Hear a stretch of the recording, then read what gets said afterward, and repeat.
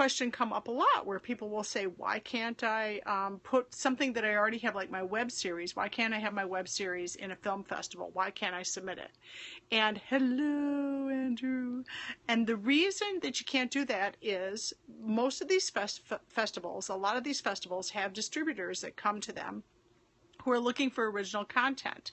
But once you've gone ahead, you've put your films or your web content online and it's available for free, they know, those distributors know, oh, somebody at some point has figured out a way to, hello, Oral Art House Charles, how are you doing? Welcome, welcome. That once your film has that ability to get it for free, why would they pay for it to be seen? Great to know you're doing well. Why would they pay you to take your film and go ahead and distribute it? So that's why your films or your web series or whatever is going to stand a better chance if you take it around the film festival first and not have it online. Because if you have it online, then it disqualifies it from being able to be online. A lot of people are not aware of that. Now, the other question that comes up quite often is, hey, I already got a distribution. Like, I have somebody who is going to distribute it. Now, whether or not it's on VOD, like video on demand, that means VOD means video on demand. I think, Kathy, you have some of your films through video on demand right now, through IndieFlix, right? Kathy, is that where Worth is?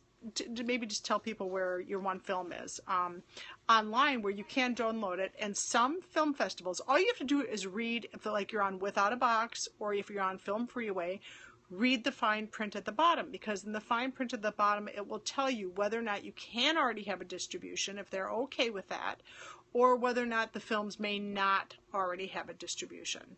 These are just little tiny things. It says, is your film going to make it to Netflix? No, because my film is being made into a feature, so I can't, and that's an important point. Kath Curie is saying also if it's online for free, then people don't necessarily want to buy tickets to see it at a festival. That's exactly it. Like, why would I go out of my way to drive 20 miles, 40 miles, make a big trip, or yours is online. Okay, so Kathy Curie is saying that her film Worth is online and available to watch at indieflix.com. So that you could watch your film, but you're going to pay a little fee for it. And that way Kathy gets a little something back for making that film, and IndieFlix is making some kind of money, obviously, to host that site. Getting back to the question that I think it was Charles that asked it, is my film going to be available? First of all, it's not available yet to be seen online for a couple of different reasons. Kathy is saying festivals make money by selling tickets. Exactly. So why would they put your film in their festival if you can they sit at home and bring it up on your computer and watch it? And that's why some festivals, even if you could pay $1.99 or $3.99 or whatever it is to see that film, they're trying to get you in the door to see the ticket, to see the film. They want you to come to their festival, see other films, spend, more than just one event or one feature. Maybe you'll go to a group of shorts, something else. You're going to pay for a couple of different submissions, or you'll pay for the entire weekend. They have what they are like an entire weekend pass usually, or the entire festival pass that you can pay to see all the movies. And that's what they're trying to do. So if your film is available for free, why would they? What's that saying that your mother and your father always tell you? Why buy the cow when you can get the milk for free? Well, it's the same thing when it comes to the films, people. So that's why you can't have it online. Now, there are some, again, like let's say you're doing a web series and you have it out there and you have, so why not with my film? Are you talking about my film or just why not in general? I mean, Netflix would be a great place to get that's an incredible distribution platform. If you can get your pieces on, she's saying she didn't put Worth at IndieFlix well until she was done with the festival circuit, which is exactly why my film is not on it. We have 3 film festivals. We got film festivals coming up, so I can't put it on Netflix. I can't, and it wouldn't probably be on Netflix. It would probably be something more like IndieFlix. I don't know that our film is necessarily something, I shouldn't say that, but that Netflix would want. But the big reason is there's 2 reasons. One, we're still in festival. Okay, so we are still out there And I can't do that to the film festivals that I applied to. And some of the film festivals that I also have submissions to are clear through next November. Kathy is saying Netflix doesn't take shorts. Well, that would be your big primary reason. The secondary reason that I'm not don't have it in festival circuit is because, and this is why I've been absent. I was absent last night. We're making a feature. My film has been optioned for a feature, so I am writing that feature right now. And in fact, there's a version of it due this weekend. I said I would have a version of it done this weekend, so I was doing a huge amount of work on it today. And I have an audition to borrow. Lord have mercy. This is going to be quite the weekend. Okay, so yes, yeah, exactly, Kathy. Yahoo! So I just need to get a lot of work done this weekend, and I wouldn't want to release a short because we anticipate the feature being, something that we can use the short maybe as, teasers for, in some way, but we, won't have any life after that. If I release the short, then no, it's not a feature. Mine's, a short. It's 12 and a half minutes. It's been optioned for the feature. So, and I didn't originally plan, I'm just full disclosure, there was never a plan to make a feature of this. When I made the short, I thought that's all it was going to be.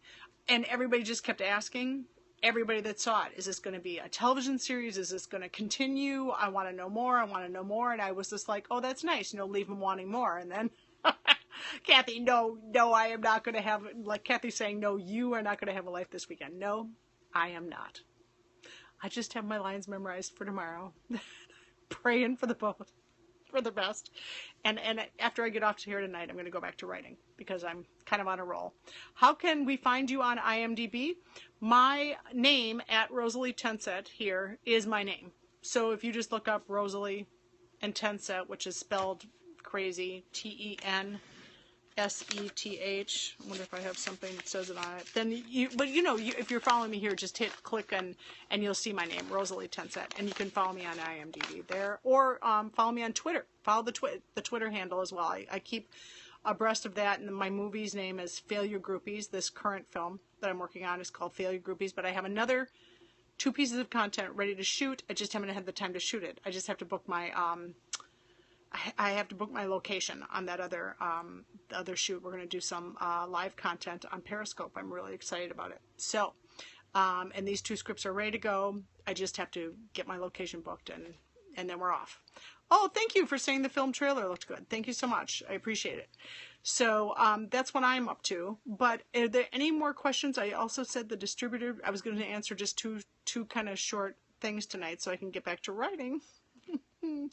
But if anybody has any questions, I would advise going to take a look at Kathy Carey's terrific broadcast that she did tonight on casting.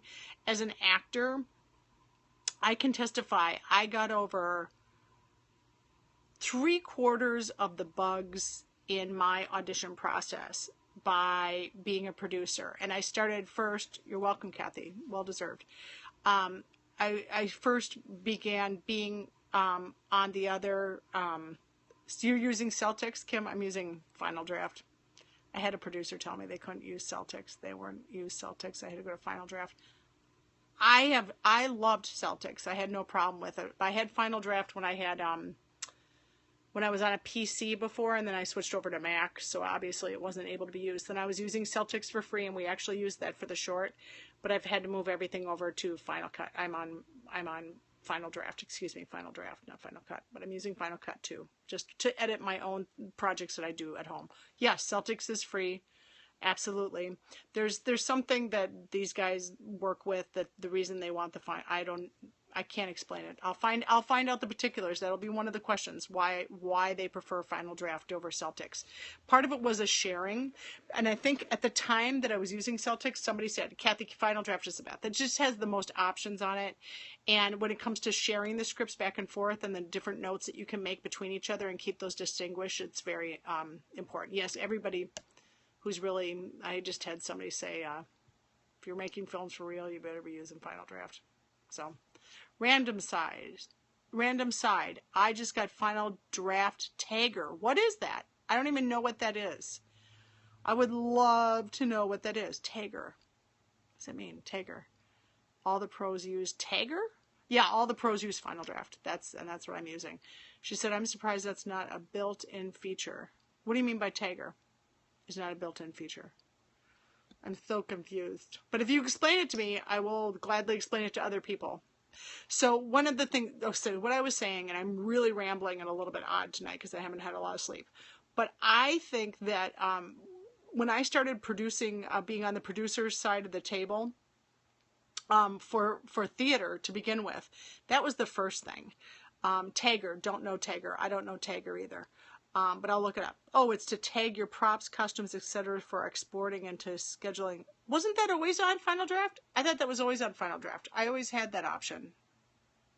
I don't know. That's one of the nice things that's really great about it. You can tag all the different, this item I'm going to need for that scene. That absolute. I thought that was always on Final Draft. But that is a wonderful option that you can tag the props, the costumes, any kind of things. Like, let's say we use zoomies in our film, and if I would be like, okay, we need zoomies in each of these scenes, that'll help. That's going to help production when we go to tag like how we're going to build our shoot schedule, because based on your location, your props, all these different things that have to be hauled from place to place, it helps you track that. So when you go to do your shoot schedule, that makes a huge difference, that kind of stuff. And it's going to help all of your crew, which is wonderful. So first I started in theater, being behind the table because I was a writer on a couple of shows, and therefore it put me in the writer-producer position on that. And that showed me how people came in and really got in their own way, which is what Kathy said she also saw right away. And then it exponentially, like times 1,000, when I became in film, when I had to audition my same actors. And Kathy was talking tonight about how she had 3 or 4 actresses that were perfect for the role. We had the same thing. We had 6 guys, honest to God, all 6 guys I could have cast as the other cop. They were so good. But what we did in the audition was, I knew I was playing the one cop, and then we were auditioning the male cop, and I kind of just knew. So what I did was I taped it, and I taped every single person with me doing the scene so that I could see the chemistry read between the two of us, because there needed to be kind of a power structure between the two of them. So even though I might not have in the moment been able to, I kind of had an instinctual feeling, obviously, but when you tape the audition, you see it, when you see it later and you see it in the playback, especially for film, and you get to see what everybody looks like exactly and what their relationship looks like, you can step out of it and be a third person and really get to see it. And that's another thing about filming, different parts of the process. I filmed some rehearsals with the kids that we were working with, so we could do playback and they could look at their acting, and I could give them notes about their acting based on the fact that I had the playback right there to be able to show it to them. And that really helped in our rehearsal process. And I also did that kind of, when you do readings, like I did a reading of a feature I did write a long time ago that I really do want to actually dust off, because I just abandoned film writing for a long time. But I did a reading of that film, and taping it is extremely important. In fact, Andrew, the other night when he did the reading of your series Plant, I was like, ooh, they should be taping this, because that's the thing that I learned the most, is when even the reading of it is taped, because usually when I'm in the moment and I'm sitting there listening to it, there's a part of me that's in like this panic feel when I'm listening to it, and I can't quite listen to it objectively because I'm so damn excited to hear it being read the first time that I can't really act as a director. He said, Andrew's saying, I know, I meant to do it with our DP and us. Yes, it makes such a huge difference, because then you can sit back and you can relax, like with a glass of wine or a cocktail or whatever, and just sit there and make notes. Yes, I was so nervous I forgot. That's exactly what happens. You get so pumped up. You get so wired up about the fact that this is finally happening, that you're going to hear this for the first time, that you almost objectively can't sit there, because you're just so excited everybody's there and everybody's doing it, and maybe you fed them and all these other details that, when you're a producer, you're doing that kind of stuff too. So I highly recommend, if you're going to do readings of your films, which that's a great thing to do, especially if you're the writer. Kathy says, I've never done a table read before, but I'm thinking about doing one. Oh my God, Kathy, they are remarkable, because Well, there's a couple of things that are good. It depends on whether or not those are your real cast members or not too. But even if they're not, it's fabulous because it gives you all this information for how you're going to run the audition and what type of people you're really going to be looking for. Because if you, in that table read, even have people that aren't necessarily right for the role, but you just need to hear it, you can just really hear those lines and figure out whether or not whatever you've written in those lines, whether or not, A, if it comes out of people's mouths right, and B, whether or not it makes sense. I mean, okay, so C, yeah, I think it's essential. He said, we've revised a crazy amount since our table read. Absolutely. You hear and you just go, hold it, that didn't make any sense. Or you even, the stupid things like typos become glaringly clear. Or maybe you wrote something, like I just did this last night when I rewrote like a bunch of stuff last night.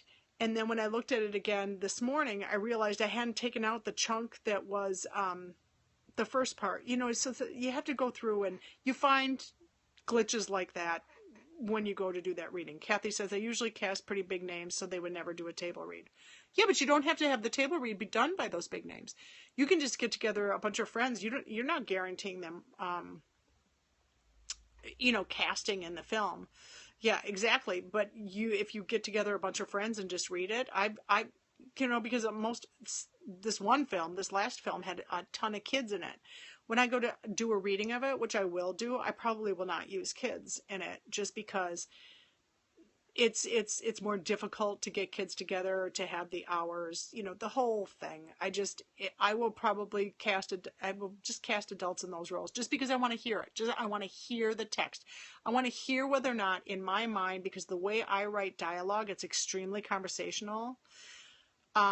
Kathy said, I'd love to see a Periscope about casting names. That would be a great, Periscope, Kathy. Like I said, I'm seriously considering it. There may be some things that she doesn't want to say and some things that she, is willing to share, and that would be very, I'm going through a process a little bit similar to that right now. And it's, because, if we're going to recast our short, and I'm not going to be the director on that, nor am I going to be I'll be one of the producers, but, all of a sudden it goes up to a different level of where everybody wants to be at. And, it's really interesting to see how, just getting the one or two big names on board with something is going to, your financing starts falling into place, all that. And Kathy can probably talk to that much better than I can. But my point is, table reading, even if it's not the real cast. She says casting names is pretty easy if you know them personally and your script is good. Absolutely, because you show them the script. It's about having those connections. It's about being able to get to them. It's about access. And once you get kind of aligned with people who can give you access and give them... Listen, what actor... I mean, I worked with Mickey Rooney once, which is another story. I should just do a story night. Like maybe one night a week, maybe I'll just do like stories. And so anyway, I'm doing this show with Mickey Rooney, right? And he said at one point... people were commenting and saying, why do you keep working? Like they were insinuating, they were being very rude to him in an interview we were doing, basically saying that that if he was still working, he probably just needed the money. That was the rude insinuation that they made to Mickey Rooney about him, and he just looked right at them and said, I'm an actor, and all an actor wants to do is act. I don't know why anybody would criticize me for that. Hello, Bonnie Gillespie. How are you? Everybody follow Bonnie Gillespie. This is the goddess. She's the goddess. She'll help you with whatever questions you may have about the business. She's the one, and she does it with a positive attitude. There's this is the non-snark zone, people. When you're working with Bonnie Gillespie, it's all about helping each other out and having a web of trust of people you can work with. No stinking thinking. That's exactly it. Keep it real, people. Keep it real, keep it positive. No assholes on set. Blah, blah. So my point is, if Mickey Rooney is standing there when he was God knows how old he was. He was on his 9th wife. I just remember my mother calling me and saying, don't become the 10th. Oh, whatever you do, Rosie, don't become the 10th wife of Mickey Rooney. I was like, okay, Ma. Got it. But yeah, his whole thing is actors want to act. So getting back to Kathy's point is, if you can have access to them, of course they're going to want to. I have to do a video of mom voice. No. I'm going to do a whole show of my mother. This is my mother. She does. She calls me. This is how she calls me. She goes, "Are you sitting down?" Because she's got to tell me some bullshit my sister did or something. You know what I mean? So it's like, I don't get a hi bye kiss my ass. I get a, "Are you sitting down? All right, you're not going to believe this one." So I can't go on because I'm writing this stuff. It's so rich. I'm going to do my mother. Do you remember, Mrs. Bouquet from that show, Keeping Up Appearances? People always think when they meet my mother for the first time that it's, that she's like channeling Mrs. Bouquet, but she's really not like that. Like in real life, she's so down to earth. But then when she goes to meet my friends, this is her. She'll have my glasses. She'll be like, "Oh, it's so nice to meet you. Oh, yeah, Rosie's told me so much about you." And then later she'll just be like, "God, that was bullshit. What the hell was she thinking? I didn't know what she..." And then she just like swears a blue streak. And my mother has two different personalities. So it just flips on a dime and it's just a riot. But the show's going to be called "Are You Sitting Down?" So that's going to be... I wanted to do that like for a Fringe Festival thing with my mother. I think it would just be a riot. And she used to say, "How many... God damn you, Rosie, how many paper bags do I have to wear over my head not to be recognized at this show?" This is how my mother is. And then the one show, I had to be, it's called Herculina, The Adventures of Herculina, and I had to be not only a bearded lady at a circus, but a lesbian. And my mother was, "And on Thanksgiving weekend, too." Oh, Jesus Christ. That's my mother. So getting back to my point, I digress tonight, and I have not even had a glass of wine. But my point is, if you do a staged reading, you're going to learn so much. Even, that's okay, Bonnie. I'm forgiving you. I know, because maybe one night I'll do the entire cast, and it won't be on film because it'll annoy the film people. I'm just going to do an entire cast as my mother. That's what I'll do. Okay, so anything you can do to like film it, take a look at it later, and you know how you normally sit in a circle, just put it in a U shape. That's what we did, was we put it into a U and then put the camera at the one end, did a big wide angle on it, and you're really wanting to hear it more than anything. So it's not like you're looking for actions and reactions, but you'll get those. But I mean, don't worry about it being a wide shot because you are going to get to hear the material. It just makes a difference.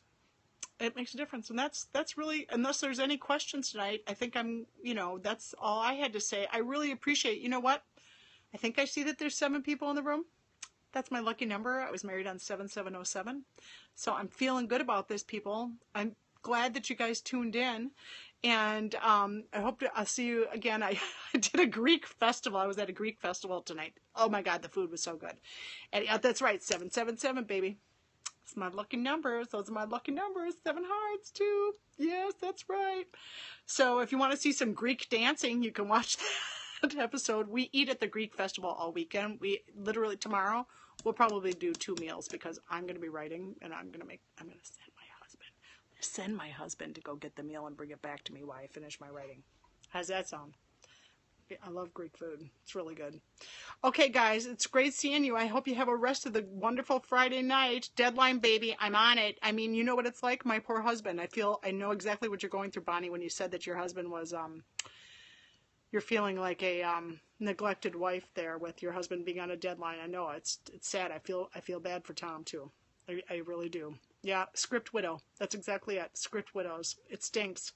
It's got to get it done. We got to get her done. Oh, I really also liked, Bonnie did a great, if you follow her on Actors Access or wherever she does her, or just, hey, Bonnie Gillespie, at Bonnie Gillespie, that's right.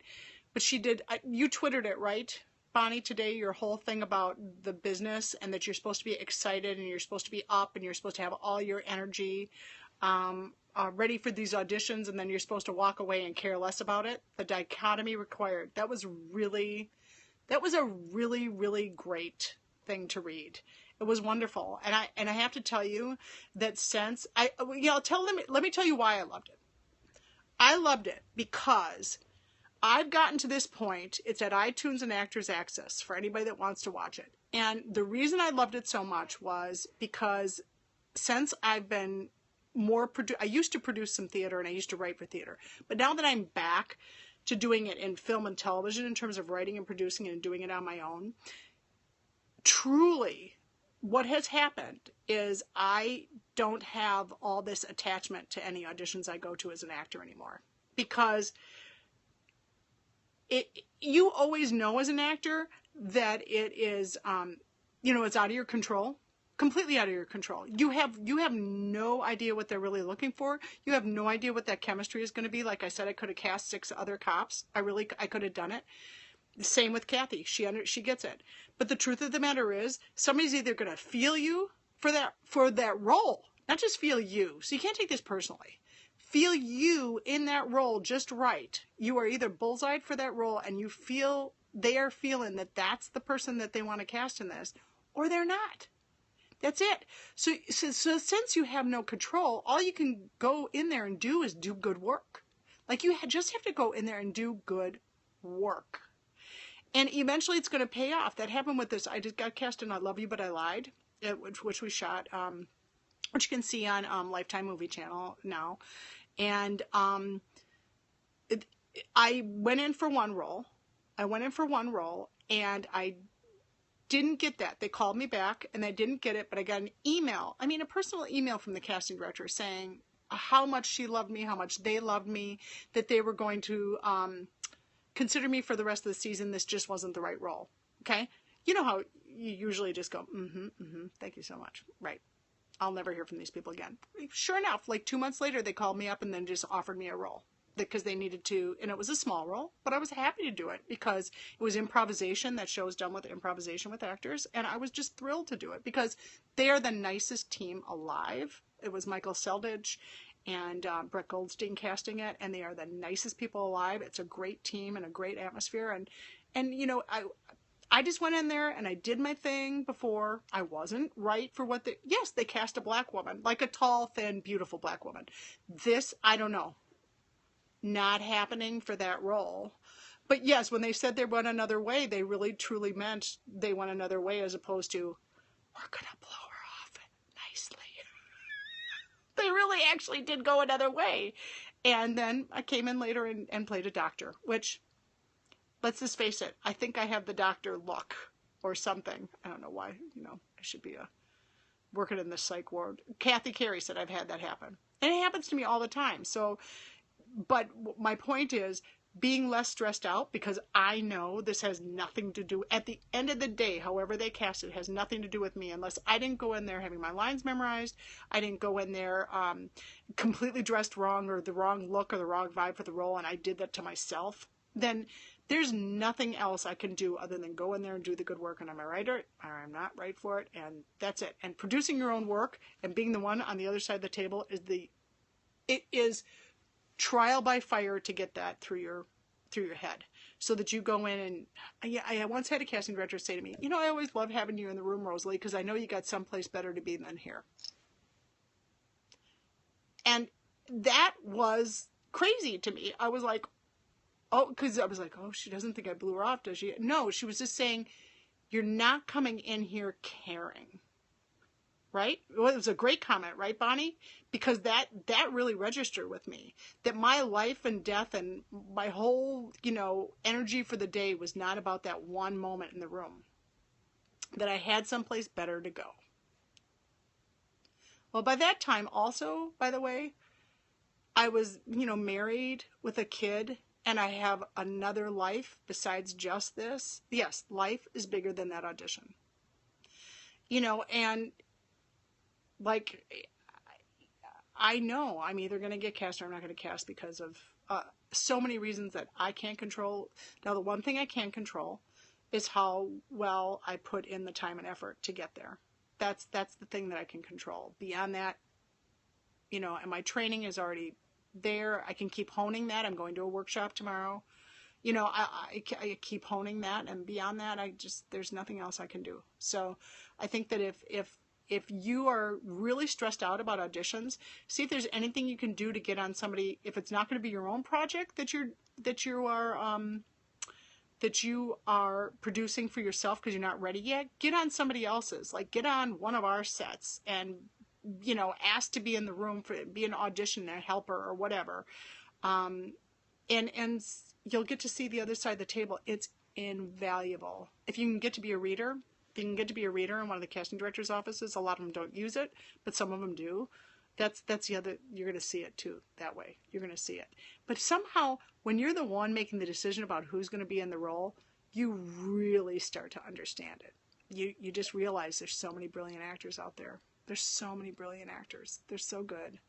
And you can, just because you don't hire somebody doesn't think you weren't. I have an entire file in this cabinet over here full of the actors that I really, really liked, that I know that I will go back to and I will pull. And I know casting directors are doing that same thing. I know they file like that, you know, but they're doing it electronically. I just don't have the energy for that because I'd have to, you know, scan and shit. She says, if only you doubt you'll ever work again, that is life and death. We all have infinite projects. Yeah, because we all have stories. I mean, we all have stories. So we need infinite actors. That's true. That's exactly it, Bonnie. Thank you for that. That's great. That's the thing. You know, you all have your own story. There's, you know, I see so many times that people will say, well, how do you get the idea to write? Like how do you find the idea? And it's like, man, look to yourself, look around, look at the things that are bothering you in life. This is a career, not a job. Tweetable, we all have infinite projects. That's great. When we feel the stakes are so high for the one booking, forget about it. Yes, ugh, exactly. No, we all have these stories in us, and if you just sit down and start to write them, or get together a group of your unemployed actors together and start doing some improvisation amongst yourselves and work with the concepts or ideas that you find interesting, you can write a film from that. You know, you really can. You can write a theater piece from that. Just get in a room and just start jamming. It doesn't cost you anything but the rent of the room, and if you've got a room for free, then it's costing you nothing but your time. And so whenever you're just feeling like, oh my God, I'm never going to work again, just get off your ass and find a bunch of people that are not working again and go read a play, if nothing else. Just go read a play. Maybe something that like that will hit you and you can start writing about it, even if you feel like you're not a writer. Because you can't create a masterpiece without attempting to sit and put pen to paper or put it on a computer. You just got to start somewhere and you just got to crack the ice. You got to crack the ice. Just sit down and start. What bothers you? What is something that has always bothered you? And sit down and writing about it, because you'll have a passion about it. You'll feel first pancake. Andrew Nielsen says first pancake. That's right. First pancake. Just get it out there. Throw it out. It may suck. Get a bunch of people together and read it. And people are always going to have feedback for it. You can take some of that feedback and let it go. And you can use some of the feedback that really hits you. Bonnie's saying, that's it. Kathy's first pancake analogy. Love it. That's it. First pancake. I had 3 pancakes in 1 year. But you know what? People actually liked them, even though they were pancakes. And it gave me the inspiration to do the 4th pancake, which made a huge, then, you know, now it's like, now I can add some syrup if I'm feeling really unhealthy. I love pancakes. So does my son. He eats pancakes. In fact, it's the weekend tomorrow, which means it's pancakes day. I have to make pancakes on Saturdays and Sundays, so I should hang up here, even though this has really been nice and inspirational and wonderful to be with you guys. And this what a wonder this Periscope is, huh? That you can get together like this. People will like them. It's only you who sees the mistakes. You're right, Kathy. People will like them. There's always something to relate. If you find the pain in anything, people will relate, even if it's in comedy. If you cut to the core and find the pain, and even if it's funny, people will relate. Andrew's saying, I'll see you in the morning for the pancakes, I guess. Absolutely. Bye, you guys. This is a rambler. I don't know if I'm going to be able. I have to put it up though. There's so much good stuff in it from you guys.